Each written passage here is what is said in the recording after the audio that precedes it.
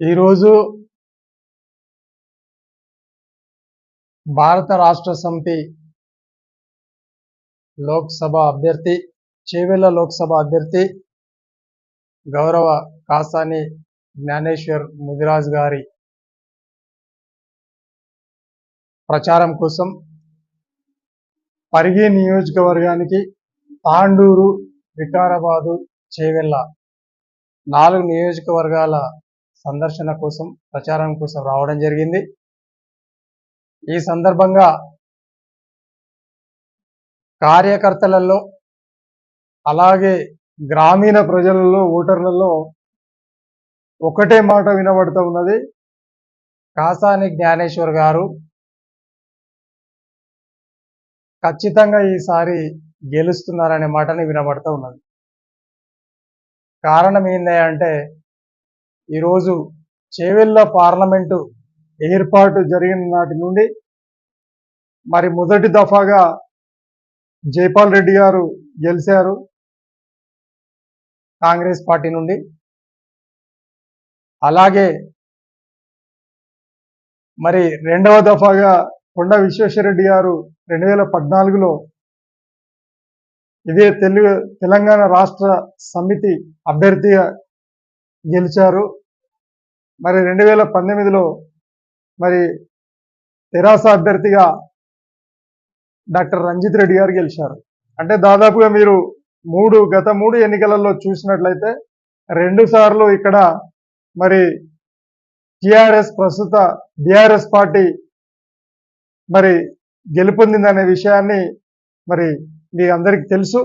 మరి ఈసారి కూడా ప్రత్యేకంగా ఈసారి అత్యధిక మెజారిటీ ఓట్లతో ఒక బహుజన బిడ్డ, బీసీ ఉద్యమ నేత, ముదిరాజ్ సామాజిక వర్గానికి చెందినటువంటి అఖిల భారత ముదిరాజ్ సంఘానికి జాతీయ అధ్యక్షులుగా ఉన్నటువంటి, అలాగే గతంలోనే ఎన్నో బీసీ ఉద్యమాలను నిర్మాణం చేసి మన పార్టీ అనే పార్టీని కూడా స్థాపించి అందులో 93 కులాలు, ఎస్సీలు, ఎస్టీలు, మైనారిటీలను కలుపుకొని 96 కులాల సమీకరణ చేసి మన పార్టీ అనే దాన్ని స్థాపించి మరి ఉమ్మడి ఆంధ్రప్రదేశ్లో అన్ని జిల్లాలలో క్యాడర్ ఉన్నటువంటి మన పార్టీ వ్యవస్థాపకులు కాసాని జ్ఞానేశ్వర్ ముదిరాజ్ గారు.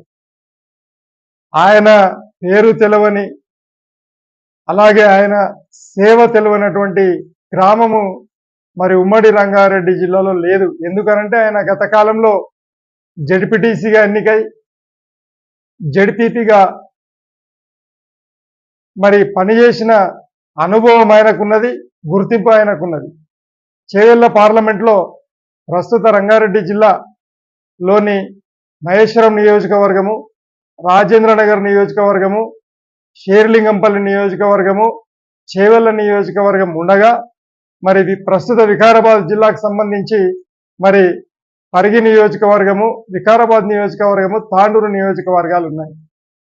ఆయన సేవలు, ఆయన గుర్తింపు ప్రత్యేకంగా ఈ 7 నియోజకవర్గాల్లో విపరీతమైనటువంటి అభిమానులు ఆయనకున్నారు. అది కులాలు మతాలు అనకుండా, ప్రాంతీయ భేదం లేకుండా మరి ఆయనకు మంచి అభిమానులు అన్ని కులాలలో ఉన్నారు, అన్ని మతాలలో ఉన్నారు. వాళ్ళు స్వచ్ఛందంగా ఇప్పటికే దాదాపు ఎవరు నమ్మినా నమ్మకపోయినా మరి కాసాని జ్ఞానేశ్వర్ ముదిరాజు గారి గెలుపు ఖాయమైపోయింది. ఎందుకనంటే ఆయన జడ్పీపీగా ఉన్నప్పుడు ఆయన గ్రామానికి ఒక క్యాబినెట్ హోదా, జిల్లా పరిషత్ చైర్మన్ అనంటే ఒక క్యాబినెట్ హోదా, ఒక క్యాబినెట్ మంత్రికి ఉన్నటువంటి మరి ఆర్థిక వెసులుబాటు, ఆ ప్రోటోకాల్ ఆయనకు ఉండింది. కాబట్టి ఆయన ప్రతి గ్రామానికి కూడా మరి ధన సహాయాన్ని, ఆ విధంగా మరి పరిపాలన సహాయాల్లో మరి ప్రజలకు అందుబాటులో ఉండుకుంటూ మంచి సేవను అందించారు. కాబట్టి మంచి గుర్తింపు వచ్చింది. మరి ఆయన ప్రస్తుత ఎమ్మెల్సీ కూడా. ఈ సందర్భంలో గౌరవ కేసీఆర్ గారు భారత రాష్ట్ర సమితి నుండి మరి 6 బీసీ బిడ్డలకు, బహుజన నాయకులకు మరి ఆయన మరి టికెట్లు కేటాయించడం జరిగింది. అందులో భాగంగానే మరి తెలుగుదేశం అధ్యక్షులుగా ఉన్నటువంటి కాసాని జ్ఞానేశ్వర్ గారికి తెలుగుదేశం గత అసెంబ్లీ ఎన్నికలలో తెలుగుదేశం పార్టీ నేను ఎన్నికలలో పోటీ చేయట్లేదని తీర్మానించిన మేరకు ఆయన పార్టీని వీడి మరి బీఆర్ఎస్ పార్టీలో చేరడం జరిగింది. ఇది సమాజానికి అందరికీ తెలుసు. మరి అప్పటి నుండి ఇప్పటి వరకు పార్టీలో మరి ఒక పెద్ద మనిషిగా, పెద్ద నాయకుడిగా ఆయన పేరు ప్రఖ్యాతులు తెలంగాణ వ్యాప్తంగా, ఆంధ్రప్రదేశ్ వ్యాప్తంగా, దేశవ్యాప్తంగా తెలుసు. కాబట్టి ఆయన గతంలో కూడా బహుజన ఉద్యమకారుడు, బహుజన సమాజ్ పార్టీలో కూడా అధ్యక్షుడయ్యి ముఖ్యమంత్రి అభ్యర్థిగా ప్రకటించబోయే సందర్భంలో ఆయనకు ఉన్నది. కాబట్టి అంటే ఆయనకు అందరి పెద్దలతో సాన్నిహిత్యం ఉంది, గుర్తింపు ఉంది. దేశవ్యాప్తంగా, రాష్ట్ర వ్యాప్తంగా, మరి ప్రత్యేకించి చేవెళ్ల పార్లమెంటులో మరి ప్రతి ఊరులో ప్రతి పెద్ద మనిషి కూడా ఆయనను గుర్తు ఎరిగి, ప్రతి రాజకీయ నాయకుడుగా గుర్తెరిగినటువంటి వ్యక్తిత్వము, మానవత విలువలు ఉన్నటువంటి వ్యక్తిత్వం కలిగిన వాడు. కాబట్టి నిశ్శబ్ద విప్లవంలో భాగంగా మరి బీసీ, ఎస్సీ, ఎస్టీ, మైనారిటీలు, అలాగే మరి రెడ్లలో ఉన్నటువంటి దాదాపు అందరు కూడా, ఎందుకు అనంటే ఆయన అంటే అంత ప్రేమ అన్ని కులాల వాళ్లకు. కాబట్టి ప్రతి ఒక్కరు కూడా దాదాపు 90% ఓట్లతోటి ఆయన గెలవబోతున్నారనే విషయాన్ని మీకు తెలియజేస్తూ ఉన్నా. ఈ సందర్భంగానే మేము మా కార్యకర్తలకు శిక్షణ ఇవ్వడానికి గాను, కార్యకర్తలకు పనులు అప్పజెప్పడానికి గాను, కార్యకర్తలను మరి మండలాల వారీగా, గ్రామాల వారీగా వాళ్ళకు పనులు అప్పజెప్పి మరి ఓటర్ల వద్దకు వెళ్ళి పార్టీకి సంబంధించినటువంటి గత కాలంలో పరిపాలన 10 సంవత్సరాలు చేసిన సందర్భంలో, ఆ పరిపాలన చేసిన సందర్భంలో ఏ విధమైనటువంటి మరి ప్రజాభివృద్ధి కార్యక్రమాలు చేపట్టాం అనే విషయాలను ప్రజలకు తెలియజేసే విధంగా వాళ్ళను పురమాయించడము. అలాగే మరి ప్రస్తుత ప్రభుత్వము ఏదైతే 6 నెలలు కావస్తున్న సందర్భంలో మరి ఆ ప్రభుత్వము ఇచ్చినటువంటి ఏదైతే హామీలు ఉన్నాయో ఆ హామీలలో ఇప్పటి వరకు కూడా మరి దాదాపు 5% కూడా నెరవేరలేని పరిస్థితి ఉన్నది. ఆ విషయాన్ని మరి ప్రజలకు చెప్పి మరి ఈ ప్రభుత్వం గత ప్రభుత్వ పరిపాలనలో ఏ విధంగా అయితే ప్రజాపాలన జరిగిందో మరి ఈ ప్రభుత్వం ప్రజాపాలన కాకుండా దుర్మార్గ పాలన చేస్తున్న సందర్భాన్ని ప్రజలకు వివరించి, మరి ఉదాహరణకు మరి 6 హామీలలో మరి ఈ రోజు వరకు కూడా కళ్యాణ లక్ష్మి ₹1,00,000తో పాటు, షాదీ ముబారక్ ₹1,00,000తో పాటుగా మరి 1 తులం బంగారం ఇస్తామని హామీ ఇవ్వడం జరిగింది. ఈ 5-6 నెలల్లో మరి ఎంతమందికి మరి పెళ్లిళ్ళు అయ్యాయి, ఎంతమందికి 1 తులం బంగారం వచ్చింది, ₹1,00,000 వచ్చిందని మరి ప్రజలు ఈ రోజు అడుగుతా ఉన్నారు. అట్లనే ధాన్యం కొనుగోలు ఇప్పటి వరకు ప్రభుత్వం చేపట్టలేదు. మరి గ్రామాలలో మరి వాళ్ళ ఇళ్లలో ఇప్పటి వరకు ధాన్యం అలాగే ఉన్నది, కొనే నాదుడు లేడు. తర్వాత మరి ₹500 బోనస్ కూడా ఇస్తామని చెప్పిండ్రు, మరి అది కూడా ఈ రోజు ప్రజలు అడుగుతా ఉన్నారు. అట్లనే మరి రైతు బంధు ఇప్పటి వరకు మరి రాలేదు అని ప్రజలు అడుగుతా ఉన్నారు. అట్లనే రుణమాఫీ 2 లక్షల రుణమాఫీ చేస్తామని చెప్పి కూడా ప్రభుత్వం హామీ ఇవ్వడం జరిగింది, అది కూడా ఇప్పటి వరకు రుణమాఫీ కాలేదు. మొన్న మరి బీఆర్ఎస్ తీసుకున్నటువంటి ప్రజా ఉద్యమాన్ని కేసీఆర్ గారు మరి తన ఆరోగ్యం బాగలేకున్నా కూడా ప్రజల మీద ప్రీతితో ప్రభుత్వం చేస్తున్నటువంటి దుర్మార్గపు పాలనను ఎండగట్టడానికి ఆయన బస్సు యాత్ర చేపట్టగానే నిద్ర లేచి ఈరోజు మరి పొలాలకు మరి నీళ్లు అందిస్తున్న సందర్భం, తాగడానికి నీళ్లు అందిస్తున్న సందర్భం.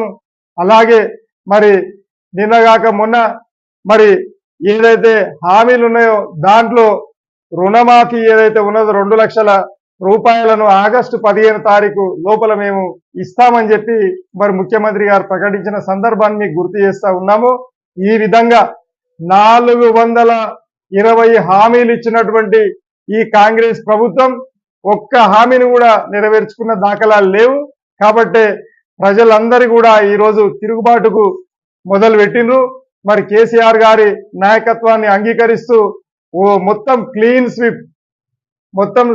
స్వీప్ అన్ని పార్లమెంటు నియోజకవర్గాలలో బీఆర్ఎస్ అభ్యర్థులు గెలవబోతున్నారు, గెలిపిస్తున్నామని చెప్పి ప్రజలే చెప్తా ఉన్న సందర్భాన్ని ఈ విధంగా మీకు తెలియజేస్తా ఉన్నా. అయితే పరిగి ప్రజలకు, అలాగే వికారాబాద్ ప్రజలకు, తాండూరు ప్రజలకు, చేవెళ్ళ, షేర్లింగంపల్లి, రాజేంద్రనగర్ మరియు మహేశ్వరం అసెంబ్లీల ప్రజలందరికీ, ఓటర్లందరికీ మా విన్నపం ఒకటే. కాసాని జ్ఞానేశ్వర్ గారు మంచి మానవత విలువలు కలిగినటువంటి వ్యక్తి. అలాంటి వ్యక్తిని మనం గెలిపించుకోకపోతే మన జీవితంలో తప్పు చేసిన వాళ్ళం అవుతాం. లేక ఒక అవకాశం ఒక బీసీ బిడ్డకు వచ్చింది. ఆ అవకాశాన్ని కేసీఆర్ గారు కల్పించారు.